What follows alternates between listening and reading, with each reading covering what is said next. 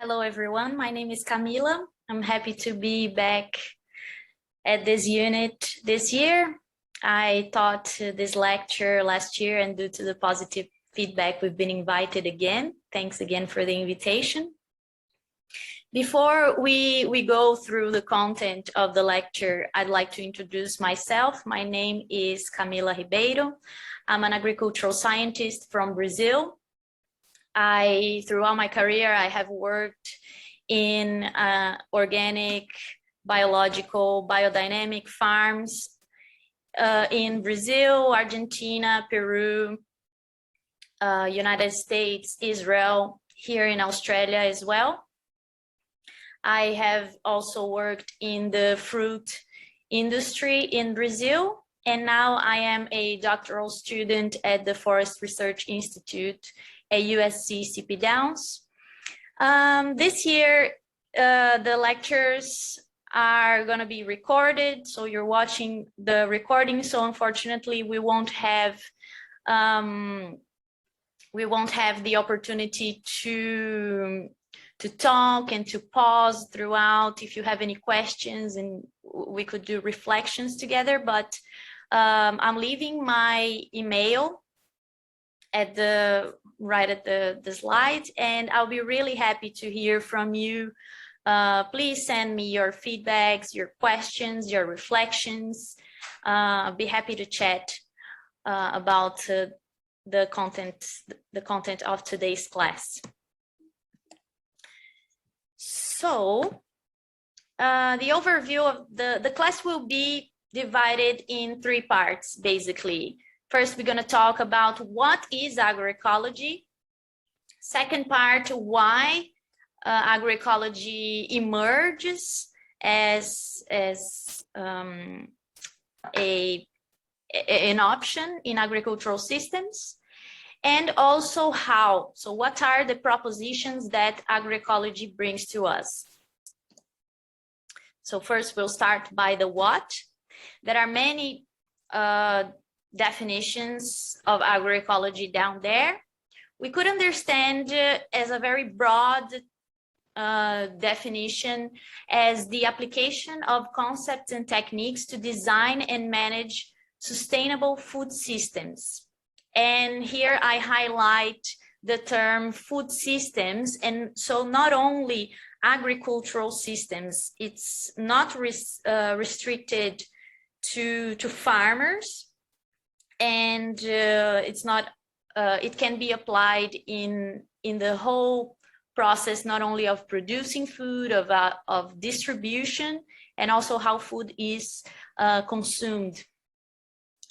So if we look at the out there of the definitions of agroecology, it can be understood as a scientific field of study, as a farming practice, but also as a social and a political movement. This diagram here tries to depict a little bit of this systemic view that agroecology brings to the food systems. So agroecology aims at supporting the food production, relying on diversity, on patterns of biotrophic chains, and it almost like mimicking nature, understanding the ecological processes and dynamics and applying these to producing and distributing food. So within these processes, we have, for example, the recycling of matter, and aiming at reaching efficiency, utilizing diversity, and these parts, these bits working in synergies, they will produce more resilience, which is a very important concept in agroecology, which we'll touch on later on today. And besides managing the biophysical landscape, we also take into consideration social and human values, the co-creation and the sharing of knowledge. So agroecology is based on the understanding of not only the scientific knowledge, but also the popular, the traditional, and the local knowledges out there that farmers have acquired throughout generations and generations of farming systems. And also taking into consideration the culture and the traditions of the people which live in these landscapes. So this is basically in the production and in the landscape, the social and the biophysical landscape, but we also include in the agroecological concepts responsible governance and circular and solidarity economies. Now, why agroecology came about as a scientific, political, and a social movement is basically in response to some of the bad results or undesirable results that industrial agriculture brought to us. Now, don't get me wrong, industrial agriculture was important in many ways, but it has also brought a lot of impacts that in many occasions it has outweighed its outcomes of increasing yields or increasing maybe countries' GDPs, or maybe increasing the profitability of some agribusinesses, some major agricultural companies. So some of these facts that we have observed in soil loss, for example, we see that more than a third of the world's adequate or high quality land has been lost.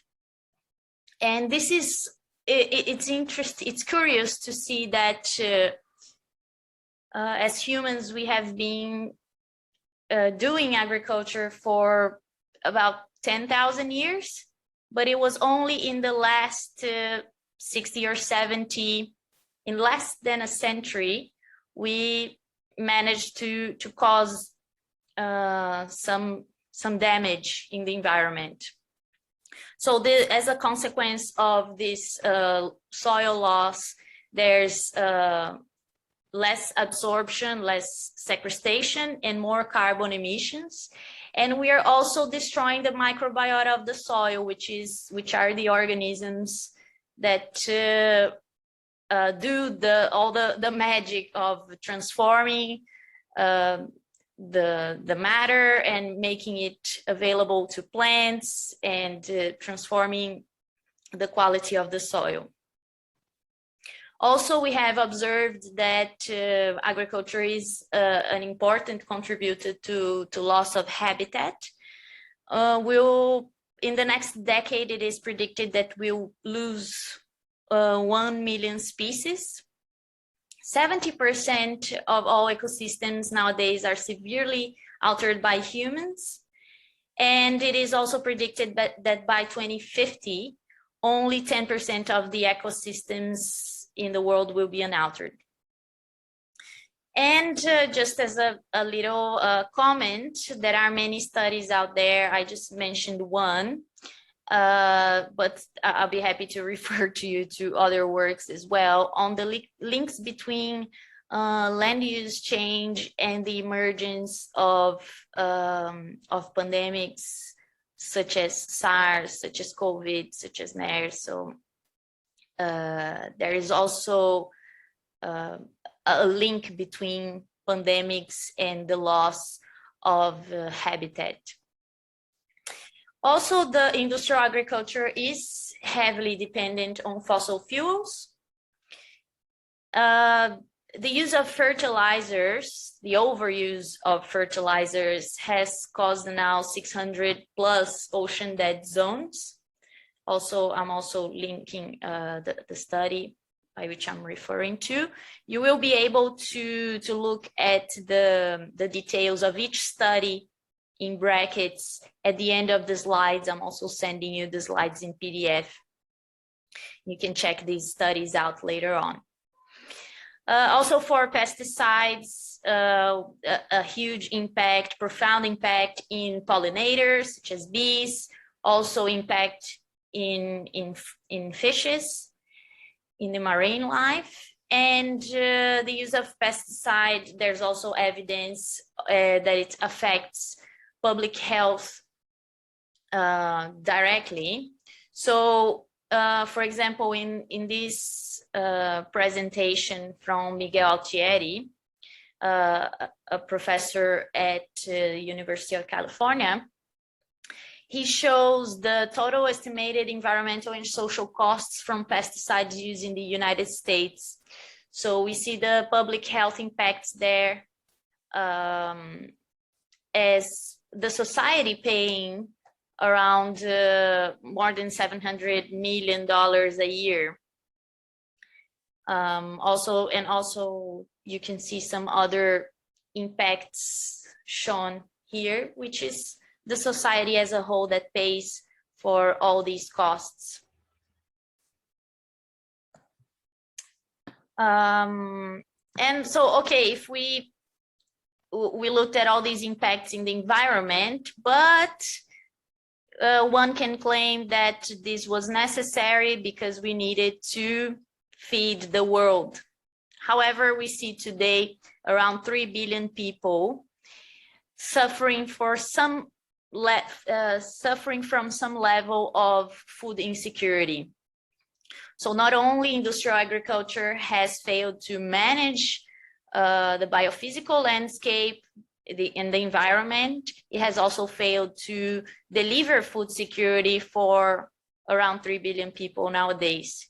We also see that 30 to 50% of all the food we produce in the world is wasted. So it is also not a matter of that we need to increase yields. We already produce enough food to feed the world, but the problem is how this food is transported, distributed, and how this food is made accessible to the population.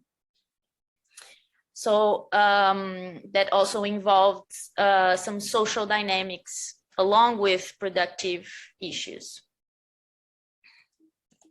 Let's go to the next one. And so one could also claim that, okay, there's still, 3 billion people in food insecurity, but maybe this other chunk of the world is having access to healthy, nutritious food. But some studies, the next slides will be from the EAT Foundation, from a very interesting talk in the Crowdfund Fund Conference, that industrial agriculture also failed to achieve health. So if we look at the global burden of diseases in the world, the top 3 are related to diet. So the food we are producing is not being delivered, and also even in developed countries where maybe hunger is not an issue, there are people, the top 3 burden of diseases are related to food. And we also see that complementing that argument that if we were to follow a balanced diet, we would have to change the amount of how much we produce. So we see here in this diagram that we are producing far more red meat than we need.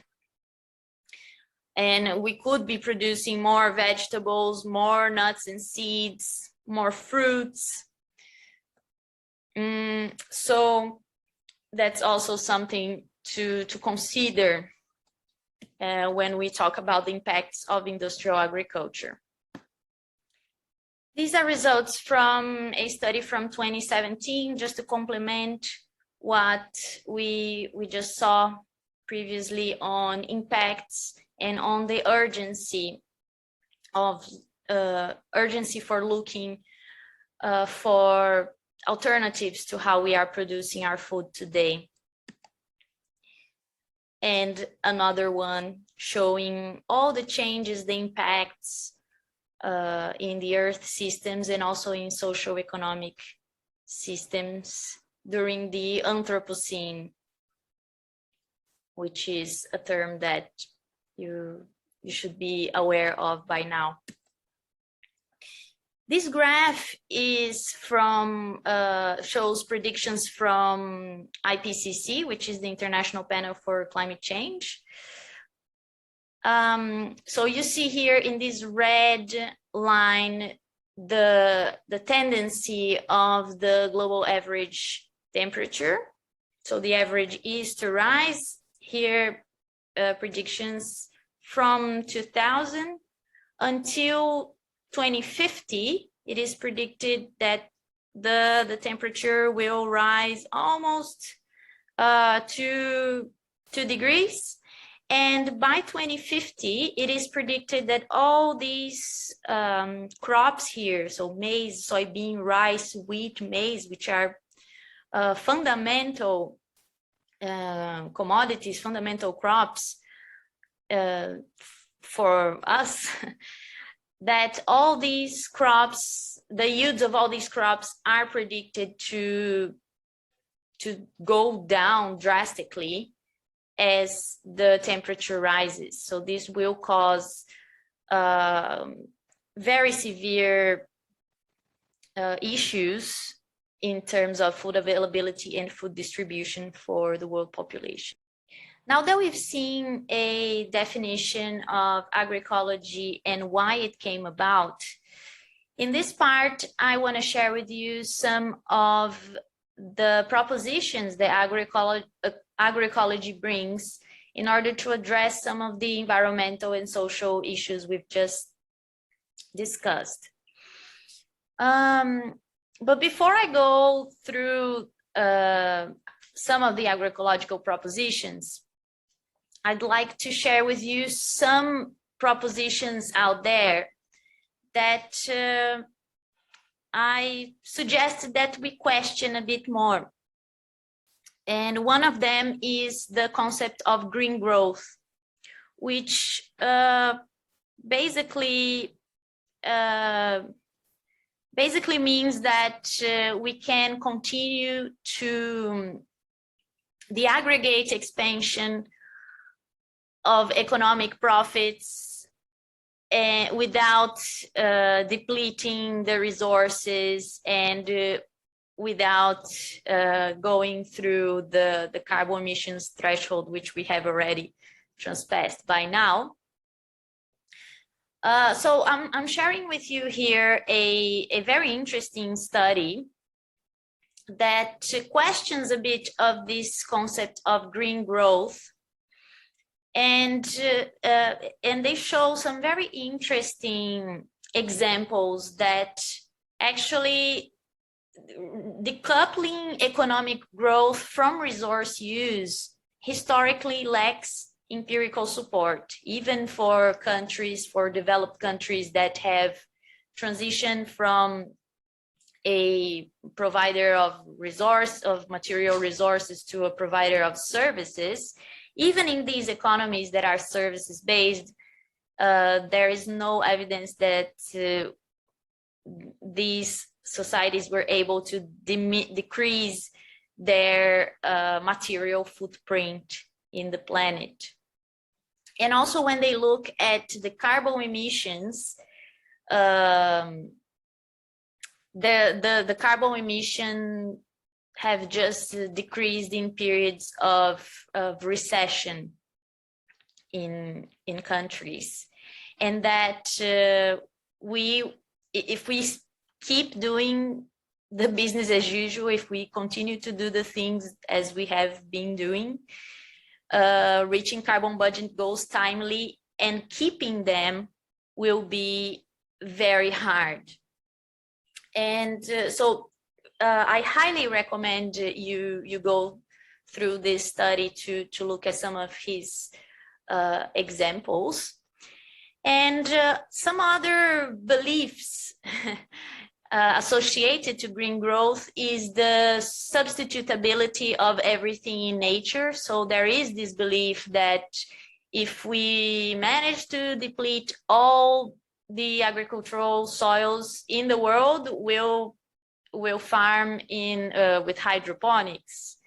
If we manage to deplete all the fresh water that we need, we'll be able to desalinize everything. So there is this, there is a little bit of this belief out there that if we destroy ecological processes, we will be able to replace them with our technology.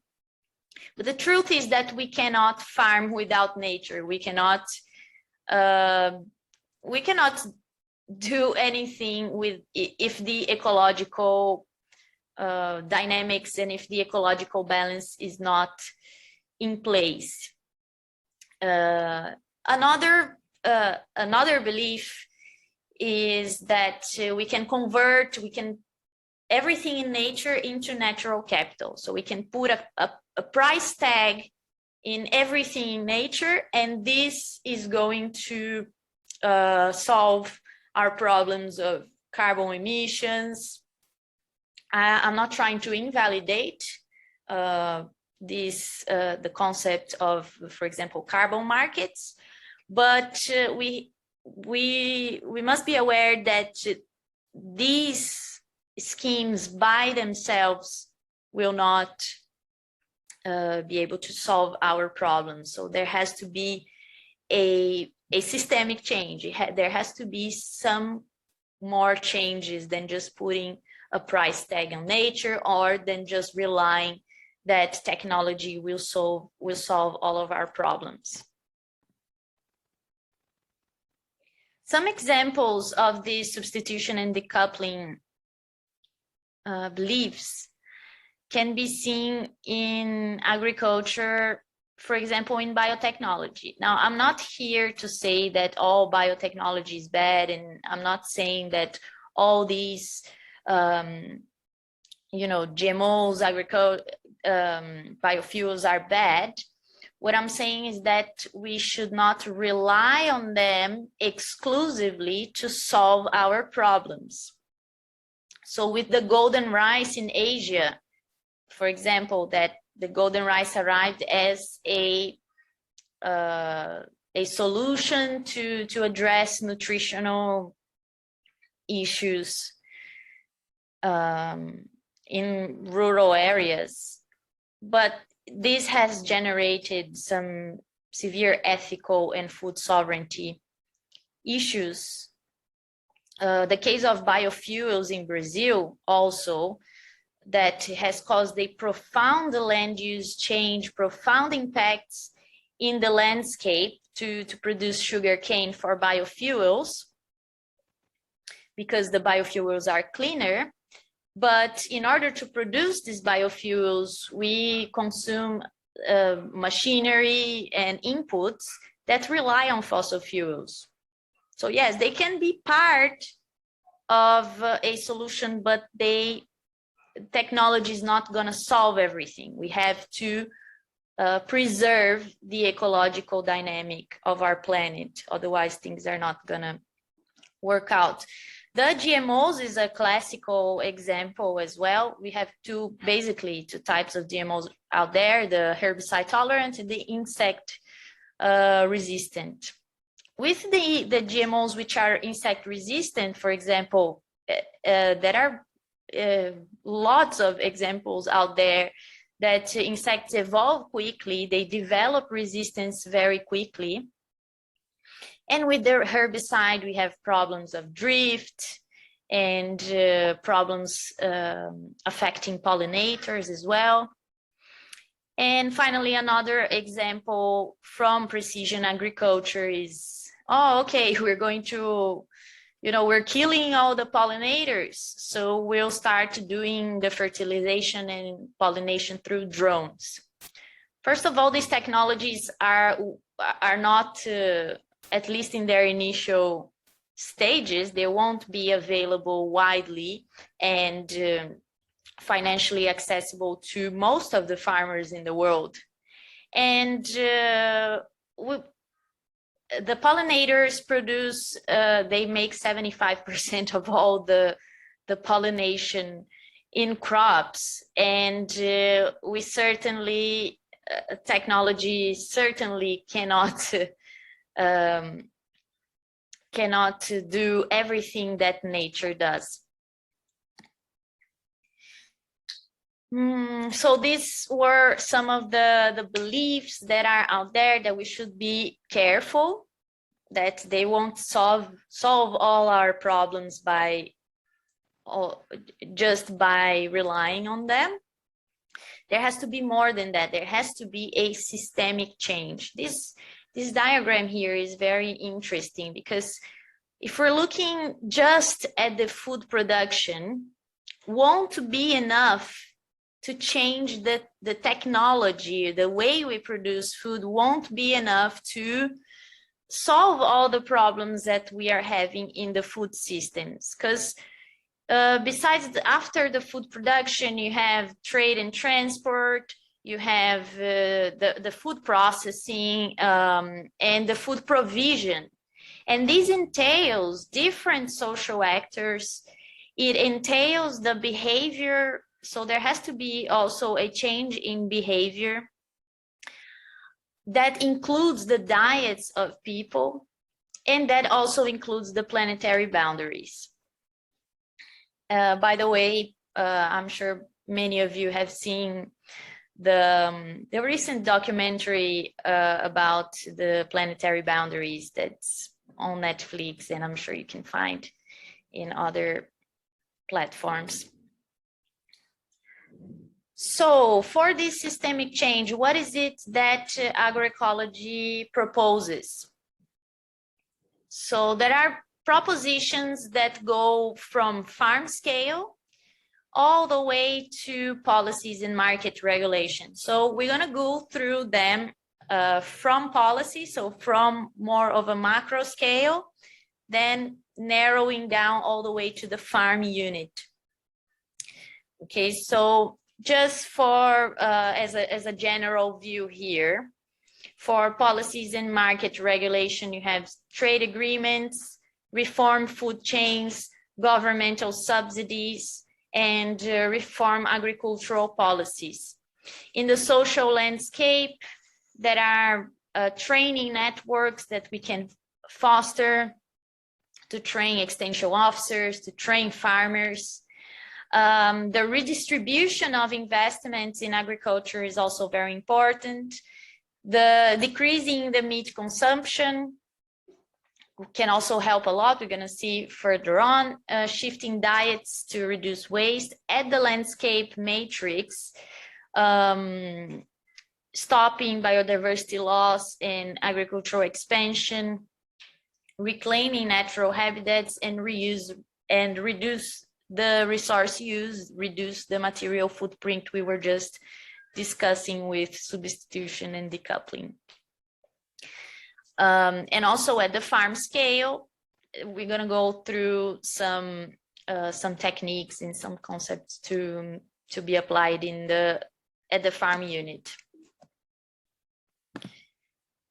So for policies and regulations, there are already some trade agreements in place where companies or agribusinesses are taxed or banned for not complying with sustainability standards. But this can be even more reinforced, and it's very much also involved in political and in international relations. In reforming the food chain, we should try to aim at policies that foster the farm to table and shorten the trajectory, the distance that the food goes to reach people's plate. there was an interesting research in the beginning of the 2000s looking at how many kilometers the food travels to reach the Americans. The study was in the United States, so to reach the Americans' plate. So at that time, when the study was done, an average meal would go through 1,000 Ks until reaching one person's plate. So that doesn't make a lot of sense. I'm sure there has to be some food closer than 1,000 Ks that could be reaching people's forks and could be reducing the material footprint of these meals. For governmental subsidies, prioritizing sustainable farmers would be a very important step. If we look nowadays, I don't know the numbers in Australia, but maybe this is an interesting thing for you to look up. So for example, I'll give you an example from Brazil. The amount of subsidies provided to small scale and small to medium scale and agroecological farmers is much smaller than the subsidies for the producers of huge commodities. Now, I don't know if you guys ever thought about this, but for example, organic farmers, they have to pay more to be certified and to prove that they are not harming, that they are producing ecologically friendly, etc. Now, shouldn't this be the contrary? Like the companies or the farms that are impacting more the environment, shouldn't they be paying more taxes? Shouldn't they be paying extra for the damages in the environment and in the societies? This is something that to think about. And reforming agricultural policies, again, in this part for carbon sequestration, ecosystems, and payments for ecosystem services is what we were talking about, putting a price tag on things. And again, these measures, they are not invalid, but by them only relying on them won't be the key, but they can be part of a transition. In the social landscape, there is the urban agriculture and permaculture, training extension officers and farmers to share knowledge on novel techniques that can be less harmful, that can make their crops more productive. The redistribution of investments, so making funds to purchase equipment, access to land, market and business, and especially foster short market chains are important measures in the social landscape. Also, decreasing meat consumption. There's a nice study here showing that avoiding meat and dairy can be a very important step to reduce the impact on Earth. I'm not saying everybody should be vegan and things like that, but maybe thinking about decreasing a little bit the consumption of these products and consuming more of vegetables and nuts and etc. that consume a lot less resources to be produced. At the landscape matrix, stopping biodiversity loss and reclaiming natural habitats, understanding that it will take a few years, at least 5 years, to see things recovering, reducing resource use, and mainly stopping agricultural expansion. When we talk about agricultural expansion, there is this debate out there about land sparing or land sharing, whether sparing land and producing at its max yield, extracting everything from the spared land versus doing a more biodiversity friendly sort of systems. One thing that we should consider about land sparing is that by itself, land sparing only by itself will not guarantee that more land won't be cleared in the future, especially if there is currency devaluation and if what the farmer is producing has a price elasticity demand. It is very likely that if these things occur, that farmers won't expand the land to produce more. So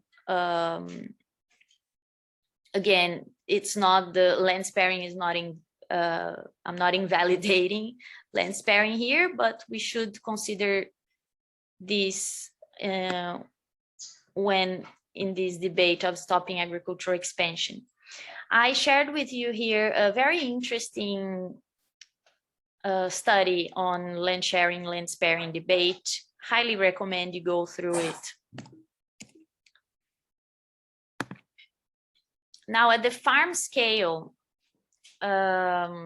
we see that small scale agriculture is more effective, according to this report from the World Bank, is more effective at reducing hunger and poverty than any other sector. Supporting women farmers is also very important. In the agroecological systems, I'm just gonna go through that in the next slide. Development of different machinery to allow farmers to move easily in small and in diversified systems is urgent. It is critical that we develop more machinery adapted to diversified systems. And also increasing the awareness and the consumption of bush foods, which is something it's quite known here in Australia.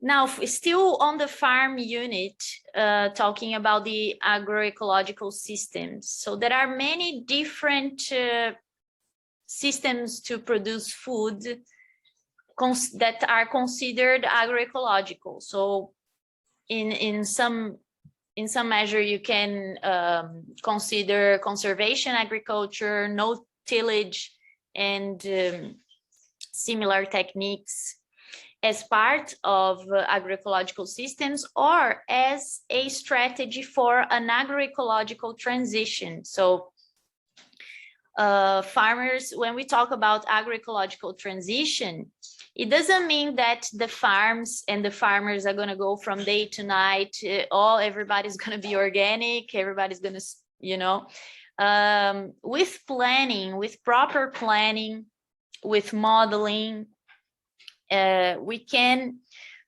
do some predictions, we can plan for a transition. So looking at decreasing the use of external inputs, and then gradually, maybe in a 5-year period, or depending on the scale, depending on the crops, you can adopt different strategies throughout time to do an agroecological transition in farms. So alley cropping can also be a strategy. It's a great start. Actually, alley cropping is a great start for large scale farms, monoculture farms. Sustainable intensification is also another concept that is out there in agriculture to reduce resource resource utilization, adapting croppings and reducing the tillage. And then also organic farming, which is the most common agroecological system out there. There is also agroforestry systems, but today we won't talk about them because I'm gonna come back later in this unit to deliver a lecture only on agroforestry systems. So we'll talk more about it in the next time we meet in this unit. But well, so there are other agroecological systems besides these that I listed. But the overall is that regardless of which technique you adopt for your agroecological transition, what is important is that we develop resilient systems, we develop resilient farms. So the resiliency is a very important concept in agroecology because it is the capacity to withstand, adapt, and recover any sort of either a climatic event or some problem, some impact that your farm faces. And this resilient system, so building farming resiliency, can be based here in three main components. So the first of them is soil and water management. So if you throughout your career, if you are required, for example, to help the agroecological transition of a farm, the very first thing we're going to look at is how soil and water are being managed in this system. And we're going to start the agroecological transition by the soil and water management. So looking at the organic matter content in the soil, making use of composting techniques, always covering the soil, avoiding the loss of nutrients, of moist, utilizing cover crops and mulch, water harvesting, increasing the soil's water holding capacity. These are all part of the soil and water management.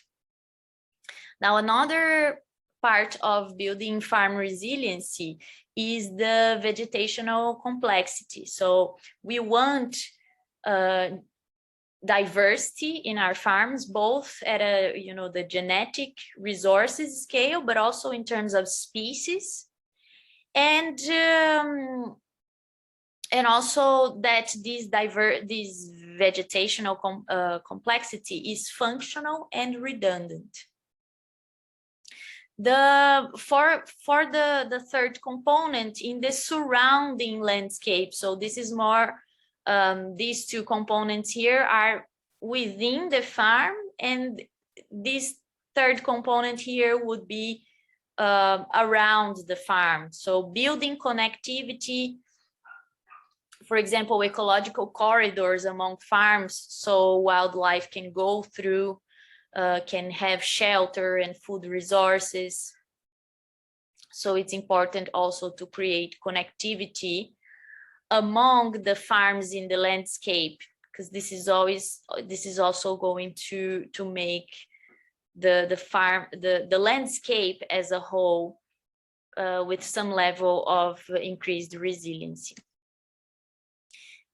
To close off here our brief talk today, I'm showing you some examples that can be considered agroecology in the food systems.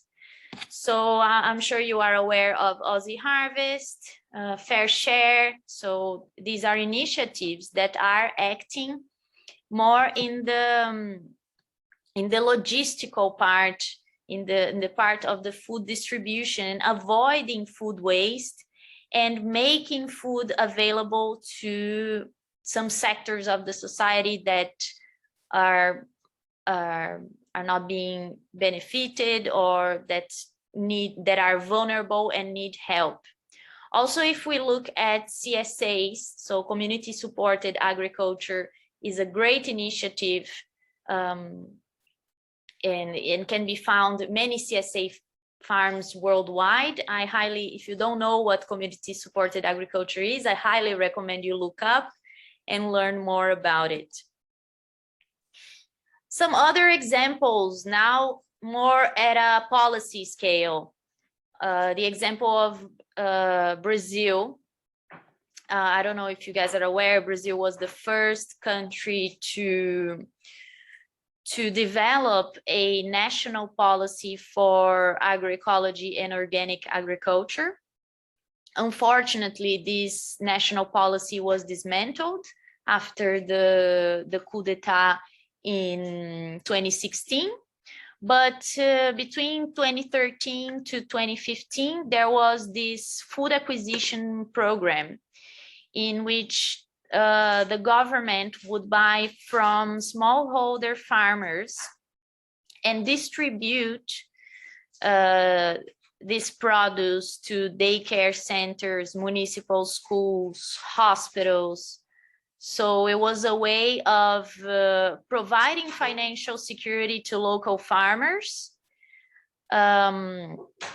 supporting the adoption of agroecological practices, and also shortening the food supply chain. So now the food that is produced stays more local and that consequently reduces the material footprint of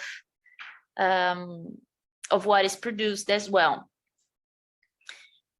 In terms of farm scale now, I'm bringing you the example of the rice azolla fish in ducts. In an experiment from the Azolla Foundation in Indonesia, they were able to develop rice production, rice azolla fish in ducts that would produce 1 kilo of rice per square meter, as opposed to 400 grams per square meter in local rice monoculture. So showing that yes, this utilizing the ecological processes to farm can sometimes be much more efficient than just monocultures and producing with the business as usual. And then finally, an example from Central America, a study where they looked at the farm resiliency of conventional farms and agroecological farms after the Mitch hurricane, which was a very big, impactful climatic event in Central America. So they looked at several indicators and concluded that the resiliency of agroecological farms was superior than conventional farms. Now I'm going to propose an exercise for us to sort of put a little bit in practice the content we've seen so far. It is very likely in your career working with forestry or agriculture or aquaculture or in similar métiers that you will be required to visit a farm or visit a landscape, and as an initial step to develop your job, you will have to do a little diagnosis of what you see. Obviously, keeping in mind that our assumptions are only assumptions. So it is important that we always dialogue with local people, with different stakeholders in the landscape or in the farms, in order to understand what is really going on there, what is really the whole picture. But as an initial step, as you start to work in a new project, you will be required to use your skills to sort of do a diagnosis, just like maybe a doctor would examine you and try to see what are the potential issues that you're facing. So this exercise I'm proposing here is something I believe you will use in your career. So this picture example, for example, is from my current job. I'm currently working at an ACR project in the Philippines, and I'm working with farmers that live in this landscape. So I'd be really happy to read your diagnosis. So I suggest you go through the slides, the material again, and based on what we've discussed, what we've seen, you try to elaborate on potential issues and potential propositions to improve this landscape. There is a little cheat sheet here, but this list at the right hand side is only only refers to the biophysical landscape. So there are some social aspects you should consider. So you can pause the video, have a look at the picture, and let me know what your thoughts are. This is the second picture. It's a palm oil plantation. I'd like you to tell me what is wrong, what are the potential social threats that this form of production can bring. And this is the third example. This is also in the Philippines. Also in one of the times that I was there, I took this picture from a farm in Leyte. So if you want to write down and send it to me, I'd be happy to go through and help you improve this skill of building sort of a clinical eye. So when you get to a new job, so when you you start a new project or you visit a farm, you can also contribute with the other stakeholders on the diagnosis of issues and potential solutions. So just to close off, as a take-home message, I guess this diagram synthesizes pretty much what I wanted to transmit to you with this lecture, that producing food is a lot more than just looking at just the economics or just the environmental or just the social separately, trying to integrate everything that comprises the social, economic, and environmental spheres, and that food production is embedded in these three realms. So this was all for today. Thank you. Here are the references that you can check at the PDFs. I'm leaving again my email in case you want to contact me. And also I'm leaving my Instagram if you want to keep in touch through there as well, exchange some more ideas. And I hope to hear from you. See you next time. Thanks very much.